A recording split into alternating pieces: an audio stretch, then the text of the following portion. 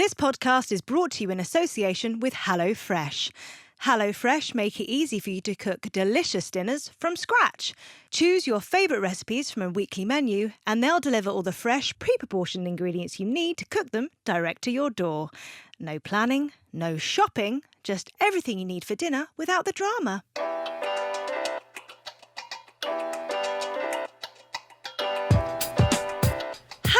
And welcome to another episode of Happy Mum, Happy Baby, the podcast. I'm really excited. I'm very excited to be back. It's the beginning of Series 3 and I have an amazing guest today. It's a he. We've got a dad. We're kicking off the series with a dad. Dum, dum, dum. He is a presenter. He is a royal wedding correspondent. Oh, I didn't get that title on the job. I'll have it, though. You did. I'll have it. I'll whack it on the CV. You did that, though, I'm adding that. Yeah. It's fine. And winner of Strictly Come Dancing 2016, sorry, Oduba. Hi, G. Hi. I can't believe it's the first one of Series 3. I know. And you said you were going to be rusty. Where's the rust? I'm looking for the iron oxide here. I think maybe it Where? happens later on in the podcast because literally last time I did fluff up, like saying the intro quite a few times. It took a couple of takes. Not here. No. Not here. No, You are slicker than your average, as Craig David said in 2001. Thank you very much. Thank My pleasure. You are here. Yes. Because I was literally looking through the list of people that I want on. I was making a list of people that I want on Series 3, and you flashed up on the TV. Oh, I'm so sorry. Talking to Lorraine. Yes. And you had me in tears. Oh, did I really? Yes. Oh gosh, it Yes. catches. It's catching now. It was only a matter of time. Well, because you've got a 5-month-old, you've got little Roman. Yeah. And you were on there talking about lots of things, but obviously Lorraine sort of tapped into the fact that you're a dad. Yeah. I was going in to talk about my TV show, and then 2 seconds in, I was nearly crying myself talking about my baby boy. And that is just a little idea about how this is going to go. But yeah. So it's okay. I cry too. So usually if a guest cries, I'm with you. Or a good company. Yeah. That's what I like to hear. Fine. Yeah. It's all fine. So as soon as I saw you, I thought I need you on the podcast. Oh, thank you, mate. So thank you. Thank you for being here. It's genuinely my pleasure.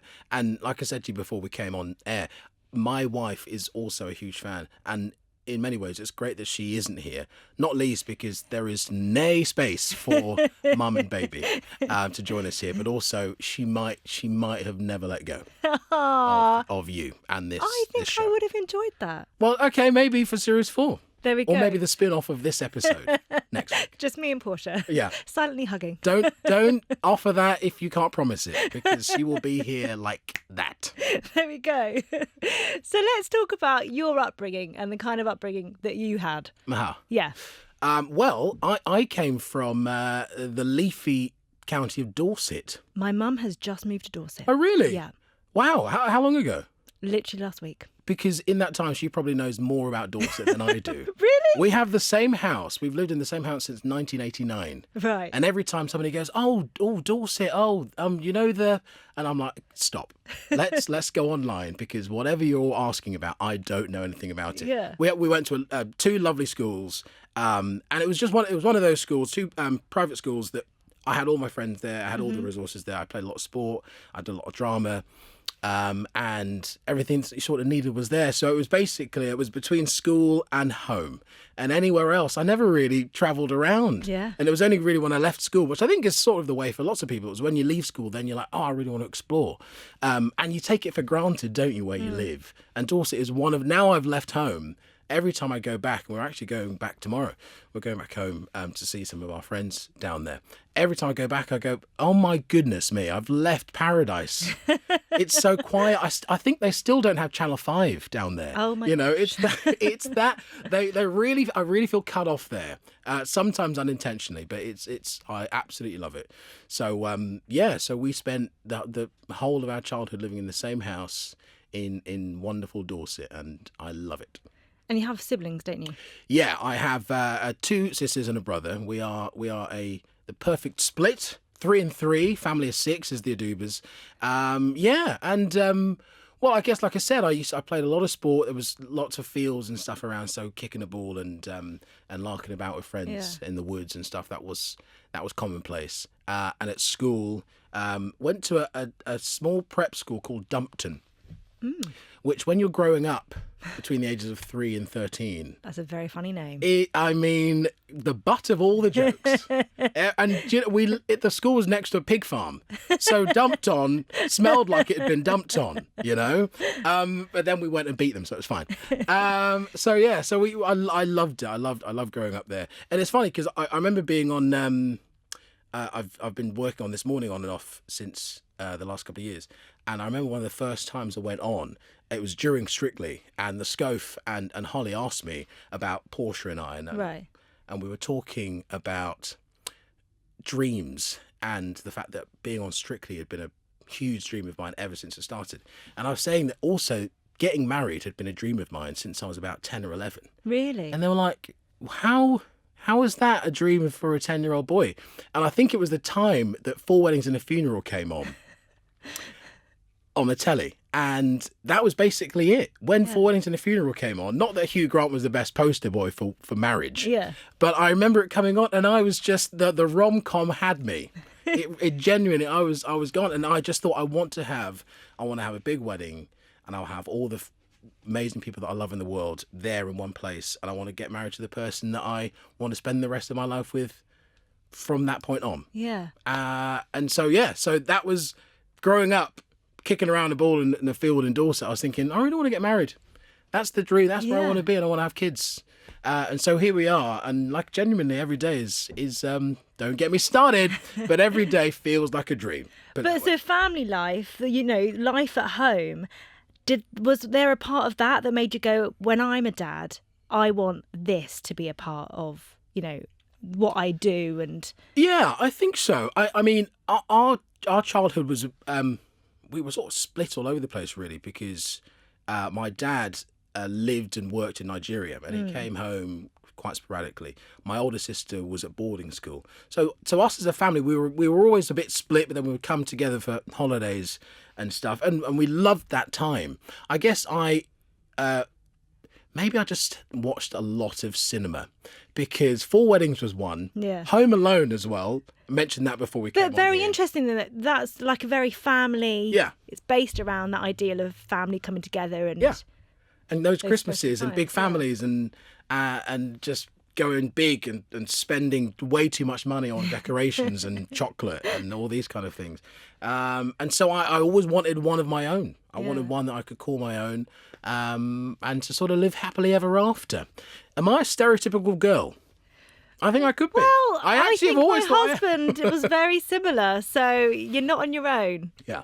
Not on your own. And I always find it quite interesting, though, that step, because obviously you and Portia got married in 2015. Yeah. And then she fell pregnant in. There it is. Can't forget. That's the one. And then she fell pregnant in 2016. 17. Oh, 17. Sorry. I'm forgetting what year I'm in. Pregnancy, I tell you. And you can blame that as long as you want, my dear. Apparently it never goes. I think maybe because I like to empathise with my wife. Mine went months ago.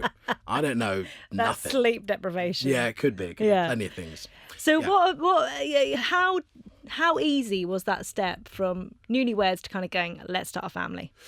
Well, from being newlyweds to having that conversation, very easy. Yeah. We were having that conversation about from weeks into when we were seeing each other, just because we were at that stage where we had the same aspirations, really. So it wasn't like, oh, we're 2 weeks in, date number 3, want to have babies. But it was definitely, how do you want your life to pan out and work and life and these kind of things. So we had always been quite open about that conversation, but what made it slightly more complicated for us at the time that we had got married, we were still living in Manchester. Right. So my wife and I have just come back in the last 15 months from living in Manchester, and we loved it. We had the best time. In fact, pretty much all of our relationship together was based up there. So we were 3 months together, and then both of our jobs, we were working for the BBC, both of our jobs went up to Manchester. Of course it did, which could have been a hell of a lot different. But thankfully, we were both given the opportunity to go up there, and everything sort of flourished from there. Work was great, and we were getting on, and we moved in together, and then we had a proposal, and we haven't got time to talk about that, but it was very elaborate, and I loved it, and about 9 months long in preparation. And then we got married, and then about what was it, 6 months after we got married, we sat down, and we were still in Manchester, and my family from Dorset, my wife's family from Kent, so we're both Southerners. And we sort of went, well, obviously we do want to start a family. How is this going to pan out? And in an ideal world, we didn't want to start a family away from our own family, because, I mean, those things, you want to share them with the people that are dearest to you.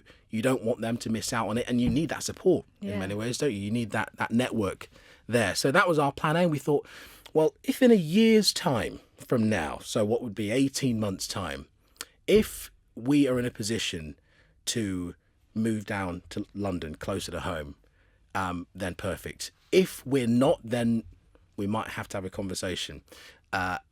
We weren't sure what that was going to be. Yeah. But in that year, Strictly happened. Mm-hmm.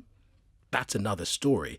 But essentially, in April 2017, we moved down to London. Yeah. And then 4 weeks later, Portia was pregnant.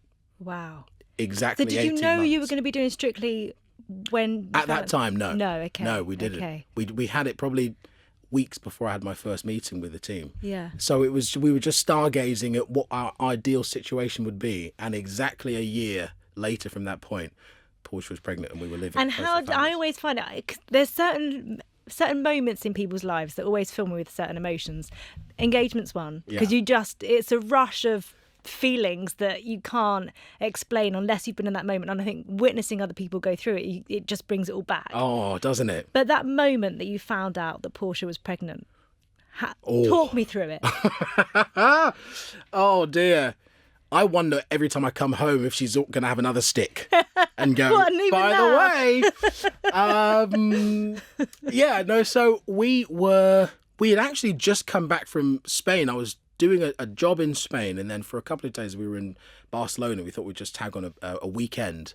And we came home from that on I think it was a bank holiday Monday. And the following day I went off to do some work and had some meetings in London. And Portia stayed at home, and she'd not been feeling great. Yeah. Sure. All the signs. Did you suspect? No. She possibly did, but my job has always been to allay any worries, fears, thoughts, and just go, everything's going to be fine. So even though she did, and I mean, we've been talking about periods and stuff for the 7 years we've been together, I still don't know how it works. So she was like, I think I've missed one. I'm like, didn't you miss one yesterday? I don't know. So I didn't really think anything of it. I then went off into town, included getting my hair cut. And I told Portia everything, what I'm doing during the day, just because I need that reassurance that she knows what I'm doing, because if she's just the backup. Yeah. I was having my hair cut, and she knew I was coming home. I told her after that I'm coming home, and she texted me and she said, "Are you coming home this afternoon?"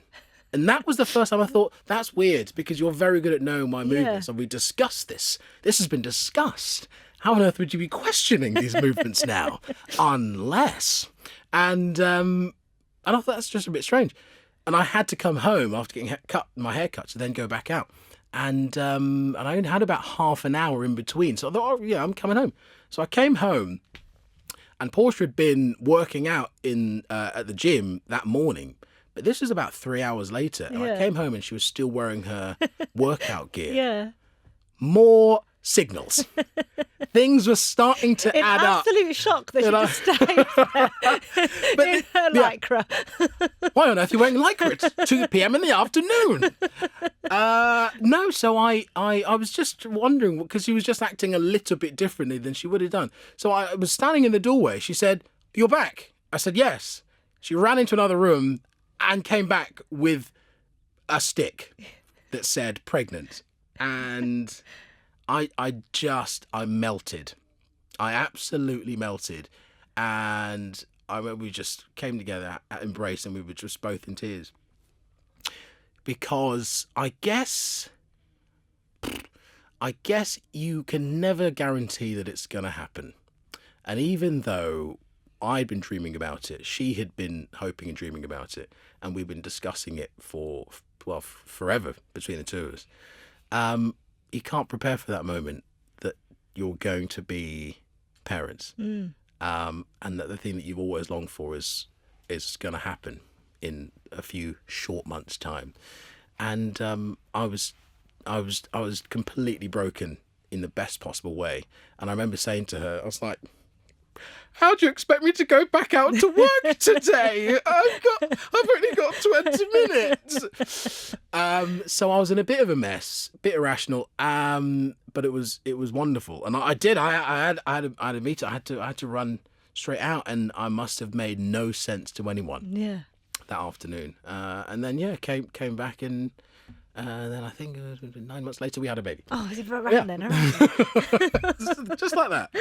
So it must have been quite a surreal year because Portia fell pregnant. Yeah. Then you start Strictly, and then after that you have a baby, and then tour, and so that was it having a pregnant wife and then going off and doing Strictly? Actually, it was the other way around, G. Oh, it was the other way around, yeah. So we did Strictly first, 2016. Oh, of course you did. And then in 2017 is when she found out. But when did you do the tour? Oh, I've been doing the tour ever since. Oh, just to complicate things. See, this is where I've got confused. Yeah. Right, okay. So, the chronology goes as such. 2016 did Strictly, and then we toured in 2017 as a contestant, and then we found out we were having a baby in the May. Yeah. But then I came back to host the tour this year. Were you dancing on the tour as well this year? I did it all. I couldn't. Of course you did. I couldn't let them dance and me go, here's everyone else dancing. I'm just going to stand in that corner being really sad. So no, we insisted, but it was wonderful. But yeah, so during Strictly, Portia wasn't pregnant. Yeah. But in the months of her pregnancy, we have a really tight group. The whole of the Strictly gang, from the dancers to the contestants to families, and everyone had got to know Portia, which was one of the things I loved. She was such a huge part of our team. And as is usual for anyone who meets Portia after they've met me, they are her favourite. Everyone's like, Portia, I'm coming for you. Can we just separate the chaff and stick with Wheaty Portia? And I'm fine by that. I'm absolutely fine. Now in a house of three, I'm even lower in the pecking order. So it's fine. It's just normal. But yeah, so everybody got to know her, and she had acquired the title of the Prosecco Queen. Right, okay. She liked to have a cheeky Prosecco at most occasions, but throughout Strictly is the only way to deal with the stress. So that was the way that she went about biz. And obviously in the following year, when we found out Portia was pregnant, it coincided with so many of the cast doing amazing things. Yeah. Whether it was Danny doing his big press night at Open Air Theatre in Regent's Park, or Louise doing her show, Anastasia went and did a show, and all the dancers doing their solo tours that they do. And we went to support them at most of them, well, pretty much everyone that we could. And those come with drinks. So, oh my goodness me. The discussions that we would have half an hour before leaving the flat that day, going, okay, what did we tell them the last time? Who's going to be there the last time when we told them that you were feeling a bit sick in the stomach? Can we use that? We can't use that excuse. We've got to come up with a new one. It was like we were running out, and we were just like, we had no idea what to do. So people found out quite quickly, and actually, I remember it was Anastasia. We went to watch her do a concert at Hammersmith Apollo, and she was she's been like a bit of a fairy godmother for me ever since that series, and especially for Portia as well, since the baby was born. She's been such a support, and messaging regularly, and always wanted to see pictures and just wishing us all the best. And I remember her coming off stage, and we had a drink off the back. People were having some shots of various things, just celebrating, and we were like, oh, we think we're going to go home quite soon. And actually, all she did was a look. She did a look, and I had to shrug my shoulders and nod, and that was it. She knew. So I another thing that you'll find out very quickly about me is that I'm very bad at lying. Yeah, I can't lie. Yeah. So even if somebody looks at me with the truth, I'm like, yeah, you're right. She's pregnant. Sorry, did it with the eyes. So how did you find Portia being pregnant? I loved it. Did you? Because, again, I've had friends who've been pregnant, and I've always just admired, one of the most incredible thing that humans can do. And always gone, the stereotypical thing that you can say to a pregnant woman is that how radiant they look and how beautiful they look. And I've said it because it is a beautiful thing. But it's only when Portia was carrying Roman, Mike, every single day, the glow, it was tangible. I was falling in love with it daily, even more than when we first got together. It's remarkable. So that had that on one side, and then had Protector on the other side. And I was like, if you are going on the tube, on the underground, and there are people that are getting in your way, I am going to look at them so sternly, because that's as much as I can go. That I'm not a violent person, but I will look at you bad. I'll look at you real bad. Just stay away from my woman. Tom said to me the other day, are you going to get a badge? You have to wear a badge. And I was like, dude, if people can't tell that I'm 7 months pregnant, they're not going to see a badge. But they can't, and they don't look, and they don't care, and they're sitting in those seats, and they see the sign when they take the seat, and they're like, I'm not moving for anyone. Oh, I'm really interested in tonight's Evening Standard. Oh, I'm asleep. Oh, I'm drifting off again. Dude, my bump is in your face. Oh, is it? Oh, I didn't catch you there. It's rush hour. It's busy. So yeah, we had some trouble. But it's all part of the process. But no, we had such an amazing time. It was. Did you feel like you were really connected with the pregnancy? Yeah, I tried as much as I could. I mean, this is one of the things I did find difficult, because the year was so crazy. The year after winning Strictly, and so I was in and out of the house. There would be weeks that I would come in and say hi and bye to Portia in the same sentence, it felt like. And so, you're trying to support, and you're trying to be there, and you're trying to bring in the bread. So actually, I did find it really difficult to really invest in what was coming later. And Portia was being so good. She's not necessarily one that follows the textbook by the letter, but she really wanted to do the reading. And I've been so impressed by her since she's been pregnant. And that even now, we've left the house and she's reading a book about weaning, and coming up with various things. And she's like, oh, today he had avocado for the first time. The face they pull when they're not sure, right? Yeah. Oh, it is. Well, it's just a new taste, isn't it? It's a new taste. New texture. He's like, I liked you before this. but then he's like, oh, it's free food, so I'll open my mouth again. He's like his dad. He's like, I don't like it, but it's free, so I'll have that. Yeah, so she did a lot of reading, and it did get to the point where she was like, so when are you going to read up about do you know about the something? And I'm like, I mean, tonight I'm going to get that book, and I'm going to get it so read. This is a guy who'd studied English literature for his A-levels and barely read a book. So I struggled to fit it in. Just for there was one day I just decided, right, I'm going to buy some books. I'm going to do it. I bought 3 books. Yeah. Were they dad-based? Were they baby-based? 2 of them were dad-based. Yep. 1 was name-based, and all of them went unread. And I'm very ashamed about that. Well, do you know what? You had good intentions. I did. And sometimes, a lot of the time, reading those books, it prepares you to a certain extent, but actually, when your baby comes, the baby hasn't read the books. Baby hasn't read the books. Baby's like, I've got a very different way of doing things, Yeah. by the way. Oh, those books that you recycle them. Yeah. Because we're going to do something different. Yeah.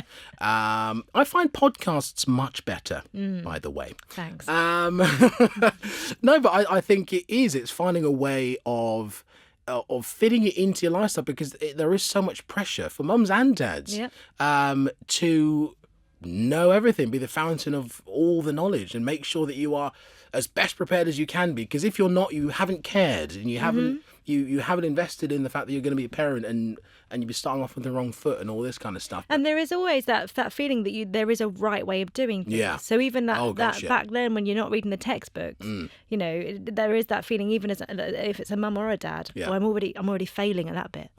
Yeah. And I've again, I think it's that Portia's at home with Roman most of the time, and I am going out and I'm working, and again, it's that feeling of, am I doing enough?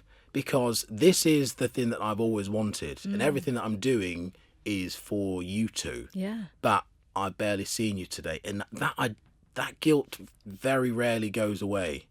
So that's interesting, because that is what I feel on a daily basis, and it's called mum guilt. Mm-hmm. But dad guilt, it's just, I think, because we have seen for so long in society, dads go out to work, mums stay at home, and it seems like anyone that's the feeling for everyone. Yeah, it completely is. If you love something and you don't feel like you're there giving all of your time to it, then you're only going to feel guilty. And it's something, like you say, it's a society thing.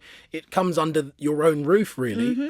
One of the things I found most difficult about when our 2 became 3 is that before, Portia and I, we were so in sync. Yeah, we really had, and like it was an instinct about each other, and things that you didn't need to say things. It would just be a nod, or you just had your routine, and you bounced off each other. We were a team, and we're now a team of 3. One of the things I found most difficult is going, okay, what is the dynamic of this 3? Yeah. Because Portia is all our focus on the baby. Of course it is, and he can't do anything for himself, so he's completely dependent. Okay, so what do I do? Okay, I'm ready. What am I going to do? Okay, I think the washing up needs doing, but do you need me to cook for you? Okay, just figuring out that. And in the first few weeks, we found it really hard. I should say in the first few months, because I did spend the first month away. I had to go away for the Strictly tour, but the weeks following that, when we were at home, and it was great to have that couple of weeks back, and sort of my paternity leave, if you like, just a little bit delayed. Yeah. But those first weeks found that really difficult to go. I'm struggling to figure out what the role is, and I'm struggling to figure out how Portia and I bounce. Yeah. Because this beautiful thing is getting all of the focus, and before this we didn't think we had any more love or attention to give, but we need to find some more, because we need to think about us 2 and you 2 and us as a 3. Very complicated. Yeah. And did that affect your bond with Roman? Because you're trying to figure out all these different dynamics and how you all slot in with each other, and Roman's so dependent on Portia, and how what your roles are. That wasn't necessarily what I think affected or established my early bond with Roman. I think I did, and I did say it on Lorraine. I said I found it quite difficult in those first weeks to have a bond with him, because he is so attached to mum, and Portia was breastfeeding and still is, and she loves that bond that she has with him. She loves that time. And I guess just because, that's what babies need. They need to be fed, and they need to poo, and they need to go to bed, and that's probably all they're going to do for a very long time. But when I've got, I was trying to give as much of my love and support to the both of them, and Portia reciprocates, as she has always done. But then when you're putting it, and this seems like the most irrational thing to talk about when you're talking about a baby, but you're like, I'm giving you everything. I'm giving you all my love. I'm giving you everything I've got. I'm out, but I'm back, and I want to spend all this time, and you are giving me nada.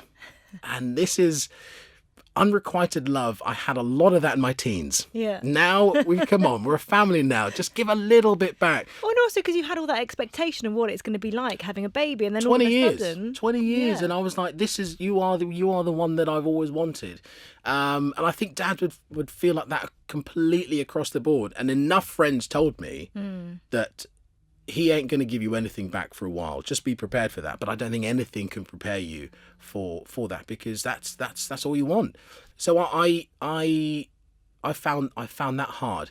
And one of the things we tried to do for the bonding was to bottle feed. Yeah.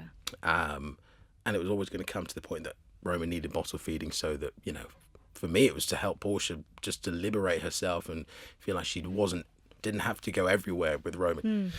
But as everybody knows, that is not easy either. But I don't think it's something that people talk about. No. Because we had it, and I can remember feeling like, we have never heard about it. So we tried to do it so that, so the last feed of every day Tom would do. So I'd go off on Express, and he'd sit there and feed him. And then we moved So he then went to sleep earlier, and instead of moving that feed earlier, I just fed him. So we kind of cut out that expressed feed. Yeah. And then we went away and we tried to give him a bottle, and he went absolutely berserk. It literally took 3 weeks for us to get him back onto the bottle. My goodness. And for Tom to have Buzz screaming in his face, sort of saying, I don't want you, I don't like, kind of rejecting him. Yeah. As a dad, that's got to be really difficult. It's impossible not to take it personally because you've seen it. And actually, Portia had made progress with him in the bottle because, like you, either she had been breastfeeding him or just decided, I've expressed this bottle. You've got to do something else because you do have to do your work, and home is your office for much of the time. So I'll just do it. So she had sort of increased the bond with him. So when it got to the point where we were like, now's the time, everything's been set aside. The telly is on mute. The lighting is low. Everything's lovely. And actually it was February, so it was actually still really cold. And I remember having my dressing gown on. I think I feel warm and fuzzy. After about 50 minutes of trying this, exasperated, he was sweating, like the sweat and the tears were all merging together. His face was like a beetroot, it was that red. I was like, it was just all sorts of anxiety. Yeah. And this little boy is essentially telling you, I hate this. And actually, you can't help but thinking that I'm just going to attach hating this process to hating you. Yeah. And when you're doing it and the advice is just persistent, and Paul's just like, don't take it personally.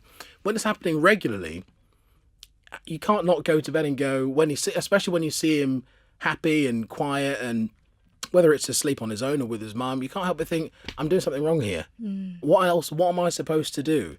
It's really hard to get that perspective of, oh yes, they said in a few weeks' time you'll make a breakthrough. And when that happened, oh my goodness me. Because I said, I saw him look at me. So I've got him in my arm and I've got the bottle in, and we had a kamikaze weekend when we just went, buddy, you are taking this, and we aren't making it to Monday unless you are sucking off this bottle teat. And so we just went for it, and it was really, really hard, but then we started seeing small signs of progress. And on the Sunday night, and Portia was out in the kitchen, she wanted to make sure that her scent and that she was just away so that Aroma wasn't distracted. And the first time he took a whole bottle, and he was lying there in my arm, and I was feeding him with the right arm because I'd switched sides. I was thinking, he likes the left.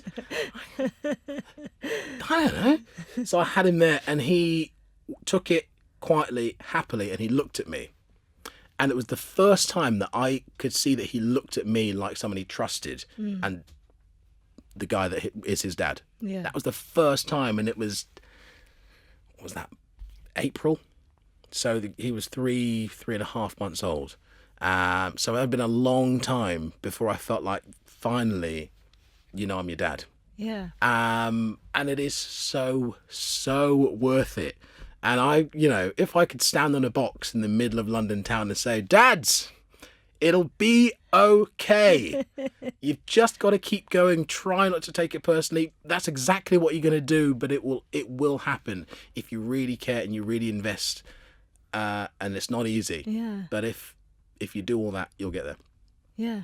Oh gosh, I'm getting the sweats again. But it's hard though, isn't it? Because it is so frustrating, and I think even as a mum as well, when you don't know what you're doing, you kind of feel like everyone else knows, and I find this is why the podcast is there. That's why I wrote the book, is because you feel like everyone else knows what they're doing. They're doing it. You don't see anyone else in those sweaty positions getting it wrong. And Instagram and social media, where Portia's found an amazing network. All the mums are there, and they were there at 4 a.m. in the morning when she was doing feed number 19 of the night, and she found people to share that experience with. They also obviously come with lots of advice. And as we found during preparing for a wedding, buying a house, getting engaged, having a baby, advice is wonderful. But you gotta be very careful what you do with it, because it can come at you like a tsunami, and really overwhelm you. And especially in those moments when you're sleep deprived and everything's a bit anxious, when somebody goes, I've heard that you just need to do this. You're like, that is not what I need to hear. That works both ways, of course. Yeah. And you're like, I don't care who that person is. I don't know where it came from, but right now I'm trying to do this thing. It's so it can spark you. The smallest things, even if it's supposed to help. So yeah, it's the advice is always there, but you just got to do what works for you. And again, you don't know it until you've tried it, and then there's the error, and then there's the stress. But when you get on the other side, boy, amazing. Is it amazing now? It is so amazing. It is. I mean, the sleep deprivation obviously continues. But I can now start seeing myself in him. And it's not just behaviour, it's not just taking free food. Yeah. But because friends are always really lovely when they come around and they see him, or family, and they go, oh, I can see the both of you in him. And we just see an amazingly beautiful boy. And I have seen traits and seen little things, but now as he's growing into himself, it's amazing when you look at this guy and you go, you're mini-me, you're Mark II. And is that helping with your bond? Oh, the bond, ever since that bottle, I'd say it's been, like two peas in a pod. And it really is. I think I've also managed to, because like I said, the dynamic when we first became three, and time management and all these things, it's all new, and there's only one way to get through it, and that's like abrasion, and it's difficult, but we've started to work it out, and we've now started to work out how this team works as a three, and I've spent so much more time with him, and actually Portia's not been feeling really well this week. As a result, I've been looking after the two of them, but actually it's meant that I've spent more time with the both of them and more time with Roman, and he's now, because he's 5.5 months, so he's grabbing lots of things, face, lips, when the nails aren't cut, that's another ulcer you've given me, mate, thank you. But also he's started to hug. I think he might just be missing, but he's started to hug, and it gets me every single time. Changing him should be like 10 minutes. I'll happily take an hour. Really? Because I love when he's just got his nappy on, and we're like, if we, skin to skin obviously has been, scientifically all wonderful things that come with that. And when he's just got his nappy on, I can't help but also just be there, have him close to me, and we start dancing. And like I sing to him. And I'm like, you haven't got changed. Portia asked you to change him half an hour ago. You are still just larking around in the bedroom, singing and dancing.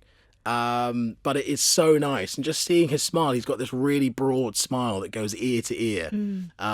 Cheeky one. And I love him to the moon. Absolutely. That's so lovely. I have to go through the 3 questions. I can't believe it. No. Already we're at the end of the 3. No.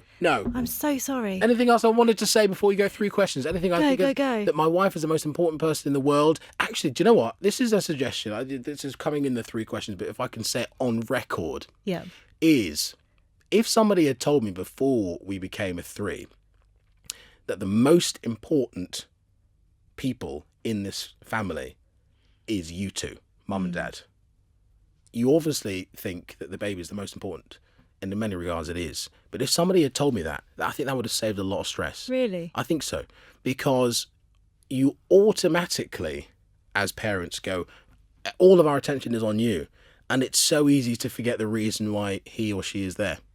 And I think it would have solved a lot of bickering in the early days. I think it would have just dissolved a few anxieties, because we love each other. That's why we've worked through everything out before, and as soon as you lose sight of that, things get very difficult.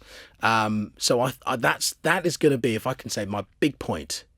New parents, the most important people in your family are you two, period. And then give all your love to the kid. Yeah, it's so true. Actually, there is something I want to say. Oh, yes. Because you started talking at the beginning of the podcast, before we started recording, and I stopped you. You said about if you could bear child. Oh, yes. I want to hear where your thought was going. Well remembered. Well, it just came to my mind. Just come like a bolt out of the blue, as in an hour ago. Yes. No, I was thinking on my way over here, because it's very hard to appreciate what the mum is going through. Yeah. Nigh on impossible. I think that's got to be said. And, despite being so attentive to Portia's needs and trying to be there as the greatest support and just do everything that she needs to make her feel comfortable and happy, You can't. And I was thinking on the way here, I was thinking if I could share some of that load and bear the child, I would love to, because I think it's nice to have that empathy. The point I was going to make is the delivery of the child. I don't think I have the strength to do it, because when we were in the delivery room and Roman was being born, in that whole period of Portia going into labour, I was blown away, absolutely blown away by the character and the strength of character and like the superhuman abilities that she's been my hero and my inspiration ever since we got together. But in that moment, when there was a bit of emergency, as there always is, and medical staff, they all come into the delivery room. Everything's fine. Everyone's reassuring you, but they're all here just in case. Mm-hmm. And I'm standing there going, okay, there's many things that we need to consider, and I need to be strong and everything. And Portia was the only one, out of the two of us, that had her head completely screwed on. And they explained to her in that moment all the various things that could happen. And she thought, this baby's coming out naturally. That's all I want. And I held her hand, and if I could offer only one thing in that moment, was from my dance experience, was partnering. Mm-hmm. And when she held my hand like the Incredible Hulk, I knew I had to at least try to meet equilibrium. She could have torn me in two in that moment, and it was incredible. Mm-hmm. And she pushed, and 3 hours later, there was our baby. And when he came, and the midwife says, "Oh, this is you got a little boy," obviously stunned. But I was looking at her in awe. And ever since I've seen a pregnant woman, or any woman, I'm staring only because I think, I cannot believe what you're able to do. Mm. It is the most incredible demonstration of the human ability, but what women are able to do. And for that reason, I will always bow. I got nothing on you. Does it make you look at Portia completely differently? Completely differently. And despite the fact I tell her every day, she's 5 months after having a baby, so body changes and all the rest of it, and all the insecurities that come with it, she doesn't listen to a single word I say, but every day I'm reassuring her that she's never looked more incredible. And she's now a mum, which just trumps everything that's gone before in the last 7 years. She's a phenomenon. Love her. Well, now we can go to the 3 questions. Okay. I feel okay about going there. Yeah. Okay. Do you know we haven't cried yet either, G? I know. I can't believe it. I was sure you were going to be a crier. There were 2 or 3 occasions I had to suck it in. Okay. Being a dad means? Being a dad means I got the best job in the world. I just think that in this, what I just said about Portia, that goes the same way, that everything that I've done in my life for 32 and a half years before this point doesn't even touch the 5 months that I've had as a dad and being a parent with Portia. And it means that everything that I'll do, as it's been the way with Portia since we've been together, everything that I'll do is for him and for his siblings. Who knows? Because that's perspective. Mm-hmm. Like, it doesn't get any better to have a small person that you can influence everything that they can possibly achieve and do and be proud of in their lives. And starting from so small, like, it's the best. It is the best. Since having children, Since having children, I have reduced my sleep even further. I'm stating the obvious, and do you know what? I was really nervous about coming in here and wanting to represent the dads, but not undermine the mums. And we are in boggy ground here. No, I'll tell you what it is. It's in our house, because every couple works differently. Yeah. In our house, Portia has less frequent periods of sleep. Yeah. I have longer chunks, but I have a longer chunk, but it's shorter. So Yeah. so I'm trying. I haven't done the maths and the hours, and I won't. I'm doing that. That's dangerous. Can I just say, Yes. me and Tom have used a sleep app before, and Have he's you? trying to tell me that he had less sleep than me Oh, no! on numerous occasions. Oh no! Tom, no! And it has really not gone down well. And he kept trying Especially because he when had I a was like point. breastfeeding with Buddy and stuff. Oh, no, we've really not slept well last night. How many hours did you get? I got 5 hours. Oh, well, I got 4 hours 30. It's like, come off it. I mean, I wouldn't even. I'm downloading that as soon as I get home. No, I think it's different. I've always survived on less sleep, and that's not a healthy thing to do. But my mind always kicks on at 1 o'clock in the morning. So I get home. I like the quiet time, and so what I thought was being able to sort of get on from less sleep and do the job and wake up at 6 in the morning, 7 o'clock in the morning and crack on, has now gone from 6 to 4 or 5. Yeah. And I didn't think that was possible. But when you think you're busy before and you think you're tired and all that kind of stuff, and everyone goes, oh, you need an extra hour in the day.